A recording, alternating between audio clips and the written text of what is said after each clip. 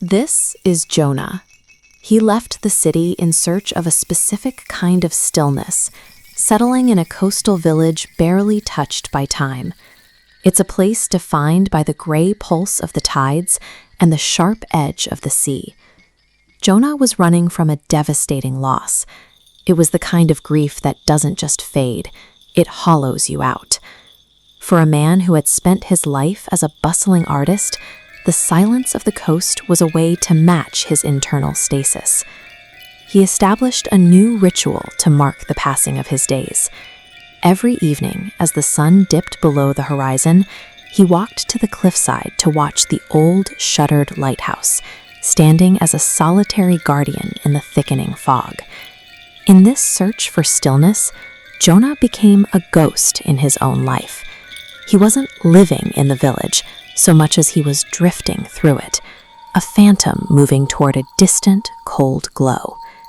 As twilight deepens, the atmosphere shifts.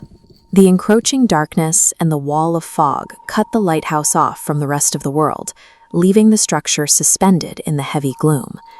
One evening, Jonah notices something that shouldn't exist. He catches an unusual shimmer, a flicker of light originating from the very top of the tower. The tower has been shuttered for years. There is no bulb in the housing and no power to the structure, making any kind of glow a logistical impossibility. This light represents the first real disruption to Jonah's paralysis. The mystery of the shimmer provides a focal point, a small crack in the heavy fog of his grief. The local villagers aren't interested in mysteries. They dismiss the glow as a trick of the sea mist, or a bit of local folklore, a myth existing long before they arrived. Jonah cannot be so easily convinced. He returns to the cliff night after night, driven by a volatile tension between fear and the sudden flickering hope that the light might mean something. And with each visit, the light grew brighter, as if it was summoning him closer.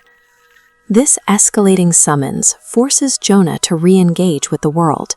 The mystery is pulling him out of his self-imposed isolation, demanding he move toward the source. Observation is no longer enough. Jonah crosses the threshold of the lighthouse, beginning the long climb of the creaky, salt-worn steps of the dark tower.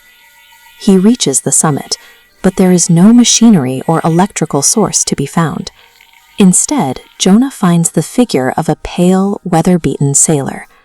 The sailor has eyes that seem to hold the weight of a storm. He looks at Jonah, offers a fleeting, knowing smile, and says nothing. Then the figure vanishes back into the ether. Jonah is left standing in the center of the empty lantern room, surrounded by the silence of the tower. The room is empty again, but the atmosphere has changed.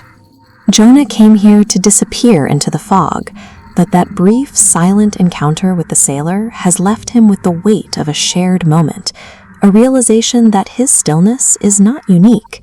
In that moment, Jonah realized the lighthouse was not just a beacon, it was a bridge between past and present, a call from the ocean that he couldn't resist. That fleeting smile from the sailor changes Jonah's perspective on his own isolation. It suggests that his internal storm has been weathered by others before, making his pain feel less like a solitary island. Recognizing his grief is part of a shared human experience provides the catalyst he needs. He is finally ready to return to the world of the living. Jonah returns to his workspace and unearths a canvas that has been untouched for years. The dust of his isolation is finally swept away. He begins to paint. His subject is no longer the void he felt, but the specifics he saw: the evening dusk, the old lighthouse, and the impossible light. Through the process of sublimation, Jonah channels the heavy, paralyzing trauma of his past into a tangible, external creation. He is no longer just a ghost drifting through the fog. He is a participant in his own life again. Profound grief may never fully disappear, but we find our way forward by unlocking its mysteries. Through creation, Jonah has stopped searching for stillness and finally found his peace.